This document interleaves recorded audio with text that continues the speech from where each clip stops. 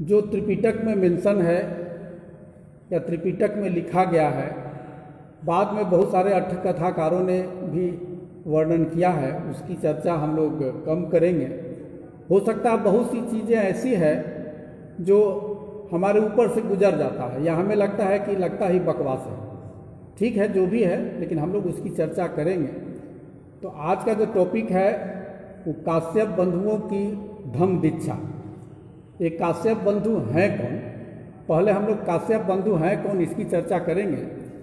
और काश्यप बंधुओं की जो धम्म दीक्षा है उसका आधार जो है, आज जो चर्चा करेंगे वो विनय पिटक, एक त्रिपिटक का एक भाग है विनय पिटक।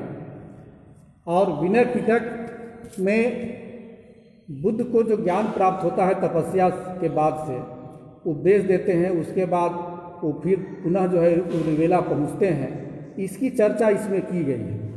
तो जो चर्चा की गई है उसी को आधार मानकर हम अपना कार्यक्रम अभी करेंगे, धम्म दीक्षा की चर्चा करेंगे। तो काश्यप बंधु का जो धम्म दीक्षा का कार्यक्रम है उसमें हम देखते हैं कि जब बुद्ध वहाँ पहुँचते हैं तो 3 काश्यप बंधु थे, जो एक उसके बड़े भाई थे, उनका नाम था उर्वेल कश्यप। उर्वेल कश्यप अपने 500 शिष्यों के साथ वहाँ रहा करता था। उर्वेला मतलब आज का जो गया है वो जगह। और वहाँ से जस्ट जो नदी बहती है, वो नदी के थोड़ा सा नीचे साइड में दूसरा भाई था, उसका नाम था नदी काश्यप। वो अपने 300 शिष्यों के साथ रहा करता था। और उससे नीचे जब आता है, वो लगता है वर्तमान जो गया होगा वो जगह होगा, और वो गया काश्यप नाम था। और गया काश्यप के शिष्य 200 थे, मतलब टोटल मिलाकर ही 1000 शिष्य होते हैं। तो 1000 जो शिष्य होते हैं, तो ये जो वहाँ पर जो पहली बार बुद्ध जो मिलते हैं वो उर्वेल काश्यप से मिलते हैं।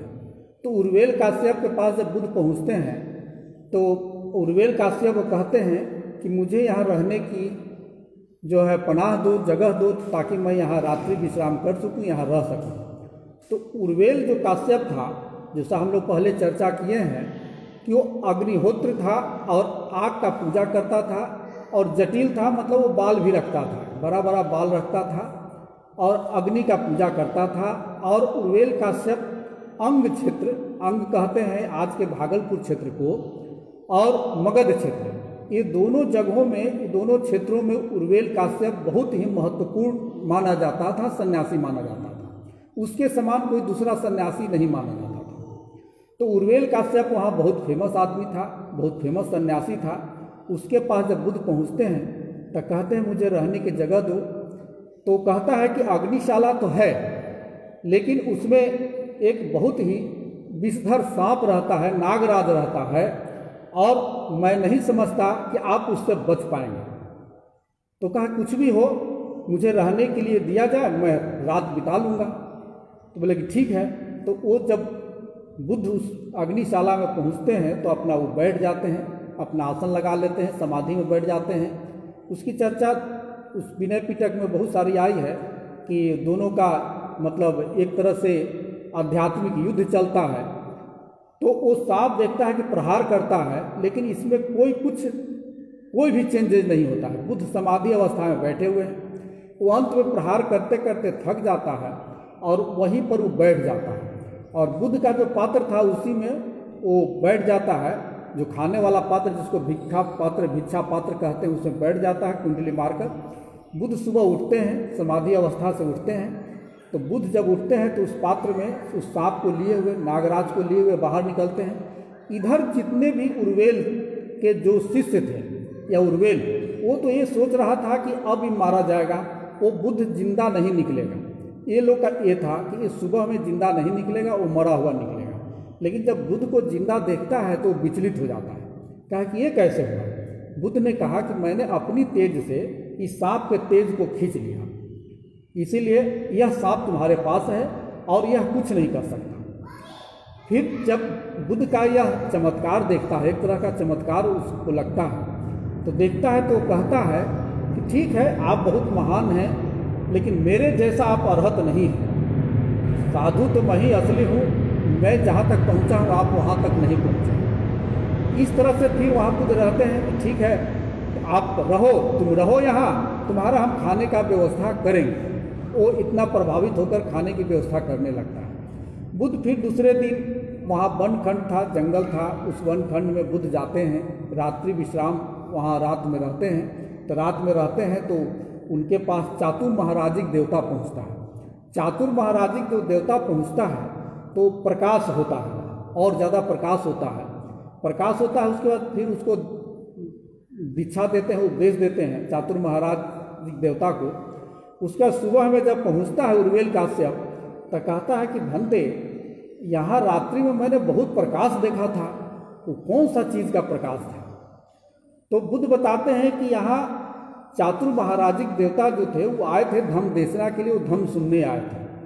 लेकिन ठीक है, हो सकता है, फिर भी वो सोचा कि नहीं, मैं ही सबसे बड़ा महान साधु हूँ, मैं ज़्यादा अर्हत हूँ, ये अर्हत नहीं है, मतलब ये मुक्त नहीं है। उसके बाद फिर दूसरे दिन घटना घटती है तो देवों का इंद्र पहुँचता है, तो इसी तरह से और ज़्यादा प्रकाश होता है।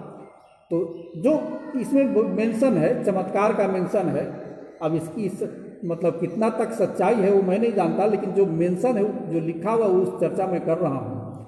तो देवों का इंद्र जब पहुँचता है तो फिर उजाला होती है। फिर सुबह में जाता है उर्वेल काश्यप, तो इसी तरह की बात होती है। फिर भी सोचता है कि नहीं, मैं ही महान हूँ, बुद्ध उतना महान नहीं है। उसके बाद सहपति ब्रह्मा पहुँचता है। सहपति ब्रह्मा पहुँचता है तो और ज़्यादा प्रकाश होता है। फिर वो पूछता है कि कल रात्रि में प्रकाश हुआ था वनखंड में, ऐसा क्यों हुआ था? तो बताते हैं ऐसी ऐसी बात हुई। उसके बाद जटिल के यहाँ अंग देश और मगध देश से बहुत सारे लोग आने वाले थे, क्योंकि दिन में महायज्ञ होने वाला था।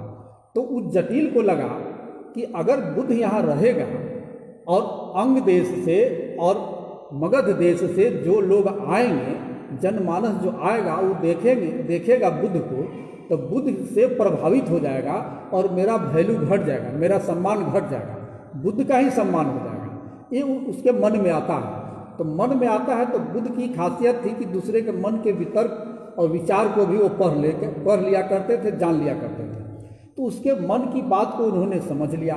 तो मन की बात को समझा तो वहाँ से दूर उत्तर कुरु एक पर्वत था, वहाँ वो चले जाते हैं और वहाँ वो रहते हैं। जब रहते हैं तो रात भी बीत जाती है, वो रात में भी कोई खोज खबर नहीं करता है। दूसरे दिन वह जाता है जटिल बुद्ध को खोजते हुए, कहता है कि भगवान आप कल कहाँ थे? कल तो आप आए नहीं, हम लोग तो आपका याद कर रहे थे और आप आए नहीं। कल भोजन भी तैयार था और उसका हिस्सा भी आपके लिए रखा हुआ है, तो वो जो हिस्सा रखा हुआ है और आज का भी खाना तैयार है।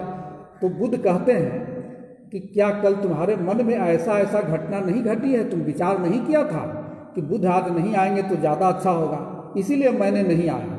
तो उसकी एक तरह से चोरी पकड़ी गई। और बुद्ध कहते हैं कि जो तुम्हारे मन में जो भी बात चलती है, मैं सारी बात को मैं समझता हूँ। फिर भी वो सोचता है कि नहीं नहीं, फिर भी मैं ही ज़्यादा इससे महान हूँ, ये ज़्यादा महान नहीं है। उसके बाद और सारा चीज़ की चर्चा होती है। उसमें फिर होता है कि कई चर्चा है उसमें आता है कि बुद्ध को फिर भोजन तैयार हो गया। बुद्ध के पास उर्वेल कश्यप जाता है, कहता है कि भंते चलिए भोजन तैयार है, भात तैयार है। उस समय भात की चर्चा है त्रिपिटक में, भात तैयार है। उस समय भात ही, चावल ही होता था, भात ही बनता था, भात ही खाने को मिलता था। तो बुद्ध कहते हैं अच्छा तुम चलो, मैं पीछे से कि जम्मू का फल लेकर आता हूँ। जम्मू कहते हैं जामुन को, जामुन के जो वृक्ष होते हैं उसको जम्मू कहते हैं। और संभवतः इसीलिए इस द्वीप को जम्मू द्वीप कहा गया। जम्मू से हाथी भी लगाया जाता है, मतलब लगाया जाता है, लेकिन जो मेंशन है विनय पिटक में उसमें जम्मू द्वीप, यहाँ जम्मू है जामुन से संबंधित। तो वो पहुँच जाता है, रास्ते में चलता है तो बुद्ध को देखता है। जब पहुँचता है तो देखता है कि बुद्ध पहले से यहाँ बैठे हुए हैं। तो उसको आश्चर्य होता है कि बुद्ध तो कहे कि मैं जामुन का फल लेकर आऊँगा, और पहले से कैसे पहुँचे हुए हैं? तो बुद्ध कहे कि तुम था, मैंने तोड़ कर फल लेकर आ गया यहाँ। इस तरह से कई वर्णन मिलता है। उसके बाद फिर बारिश होती है तो बुद्ध को फिर भी देखता है कि सब जगह भींगा हुआ है, लेकिन बुद्ध जहाँ है वहाँ भीगा हुआ नहीं है, वो ठीक ठाक जगह है। उस तरह से एक बार वो अग्नि जलाना चाह रहा था तो अग्नि नहीं जल रहा था, क्योंकि अग्नि का पूजा करता था। बुद्ध ने उसके अग्नि को जला दिया। एक बार ऐसा घटना घटी कि वो आग बुझ नहीं रहा था, तो बुद्ध ने उसको बुझा दिया। एक बार ऐसी घटना घटी कि बहुत ठंड पड़ रही थी, जाड़े का मौसम था। चूँकि बुद्ध सारनाथ में आषाढ़ पूर्णिमा और उसके बाद वर्षावास के बाद वहाँ से चलते हैं, तो ठंड की मौसम आ गई थी।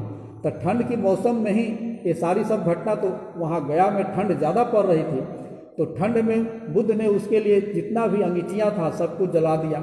ये लोग से नहीं जल पा रहा था, लकड़ी का व्यवस्था था वो फट नहीं पा रहा था, वो फाड़ नहीं पा रहा था, बुद्ध ने उसको भी करवा दिया। तो इतना देखने के बाद भी फिर भी उस पर ये नहीं लगा कि बुद्ध हमसे ज़्यादा ऊपर है। वो समझता था नहीं, मैं ही अर्हत हूँ, ये तो कुछ नहीं है, बस ठीक है, इतना सब चीज़ ये जानता है, ये चमत्कार दिखा रहा है, कोई बात नहीं है। अंत में जब ऐसी बात होती है तो बुद्ध को लगा कि यह मूर्ख है, ये इतना बड़ा आवरण अपने आप के ऊपर रख लिया है कि इस सच्चाई को देख नहीं पा रहा। तब अब बुद्ध को लगा कि अब इसको फटकारना चाहिए, अब इसको बोलना चाहिए, सच्चाई बताना चाहिए। तब उन्होंने कहा कि अरे मूर्ख, तुम जो समझते हो कि जो अग्नि का जो पूजा करते हो और इससे जो जाप कर रहे हो, इससे तुम अरहत हो गए हो, यह तुम्हारा भ्रम है। तुम कोई अरहत नहीं बने हो, यहाँ तक कि अरहत का मार्ग भी नहीं जानते हो, और जो तुम अग्नि पूजा करके जो रास्ते पर चल रहे हो, इससे कभी तुम अरहत नहीं बन सकते। जब बुद्ध ने ऐसा कहा तो उसका होश उड़ गया। उसका ये होश उड़ा कि मैं अंग देश और मगध देश का इतना महान साधु, इस आदमी हमको ऐसा कह रहा है। लेकिन उसको लगा कि आज तक ऐसा कोई कहा नहीं था, और ये कह रहा है तो बात तो सच्चाई है। और उस बुद्ध के सामने नतमस्तक होता है। नतमस्तक होने के पहले बुद्ध कहते हैं कि तुम्हें बाल मुड़ाना होगा, जो भिक्षु का प्रक्रिया है, भिक्षु का प्रक्रिया है। तो उसके बाद वो बाल मुड़ाता है, और उसके उर्वेल कश्यप के साथ साथ जितना भी उसके 500 शिष्य थे, उस सारे के सारे बाल मुड़ाते हैं। और बाल मुड़ाने के साथ ही वो सारा बाल मुड़ा हुआ केस और अग्नि का जो होत्र था और जो घी का दिया जलाया करता था और जो भी झोला था उसके पास, उस सारा का सारा उस नदी में बहा देता है, जो उस समय निरंजना नदी कहिए, निरंजना कहिए या फल्गु नदी कहिए, उसमें वो बहा देता है। एक साथ 500 चीज़ बहता है, 500 का बाल बहता है। और उसके बाद इसका दीक्षा होता है।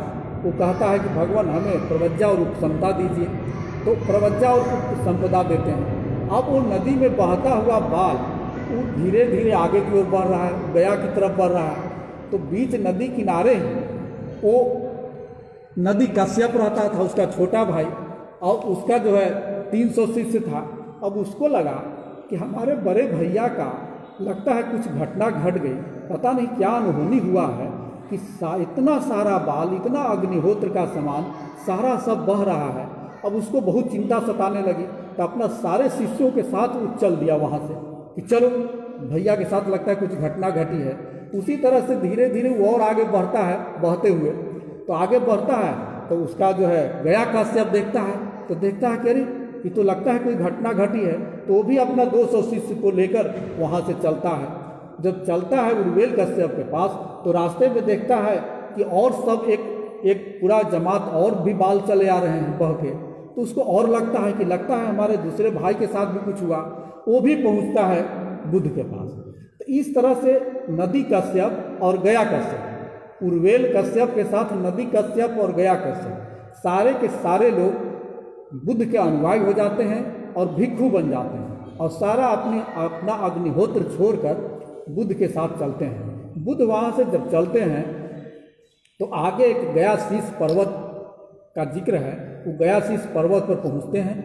गयाशीष पर्वत पर पहुँचते हैं तो वहाँ इनके साथ अब हो गए 1000 भिक्षु। बाकी जो भिक्षु हुए वो 60 भिक्षु तो वहीं छोड़ दिए सारनाथ। बाकी जब यहाँ आते हैं तो इनके सामने जितने भी काश्यप जटिल जो बंधु थे, ये सारे के सारे भिक्षु हो गए, मुंडक बन गए, और ये सारे के सारे गयाशीष पर्वत पर पहुँचते हैं और बुद्ध वहाँ उपदेश देते हैं। बुद्ध कहते हैं कि राग की अग्नि से और द्वेष की अग्नि से और अज्ञानता मोह की अग्नि से ये सारा संसार जल रहा है, सब जल रहा है। वेदना हो, संज्ञा हो, जो भी हो, सब जल रहा है। और इसका एकमात्र निदान है तृष्णा से मुक्त होना। जब तक हम में तृष्णा है तब तक हम इससे मुक्त नहीं होंगे, ये जलता ही रहेगा।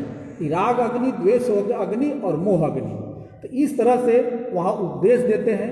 उपदेश देने के बाद अब इस सारे 1000 भिक्षु के साथ, मतलब इन जितने भी जटिल थे, वहाँ से चलते हैं और वहाँ से चलते हैं तो राजगृह पहुँचते हैं। क्योंकि उस समय उनके मन में ये ध्यान आता है कि मैंने बिंबिसार को वचन दिया था कि बिंबिसार ने कहा था कि जब आप गौतम सिद्धार्थ बुद्ध बनोगे तो एज ए बुद्ध हमें ज़रूर उपदेश देने आना, दर्शन देने आना।